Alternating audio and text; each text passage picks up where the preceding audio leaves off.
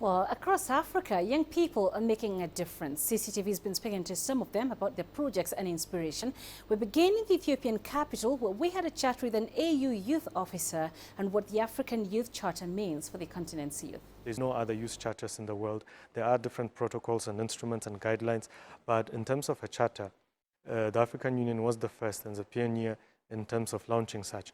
What is the African Youth Charter? Basically, it puts together all the rights and also responsibilities and expectations from young people into one document, and it's used as a policy instrument, but most so as an advocacy tool.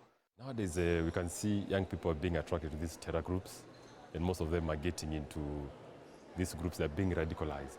What are some of the things that the AU is doing to ensure that these youth are being put into places that their energies are being productive? I believe the problem is more strongly linked to that we need to build a strong, proud African identity to which every young people growing up and say, this is the proud African I want to become. And that is also a role of the African Union, but more so of the role of each individual member states that we have. You mentioned peace and security, and one of the biggest gaps that young people have is participation in process of peace and security, for example. Whereby young people are seen as the perpetrators and victims of conflicts in Africa. But when it comes to solving conflicts, when it comes to negotiations and processes, young people are never on the table, and their voices are not even considered. Yeah?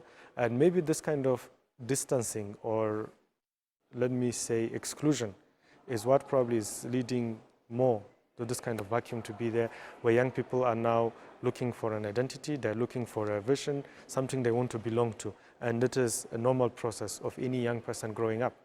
That's why we have role models as we grow, somebody we're trying to look up to. And we need more of these African stories, role models. And not only those that are deceased, no longer with us, and not only the old people, and not only men for that matter. We need women role models. We need young women role models. We need even children role models who have achieved certain things, whereby we can say, when I grow up, I want to become like this. This embodies what Africa is for me.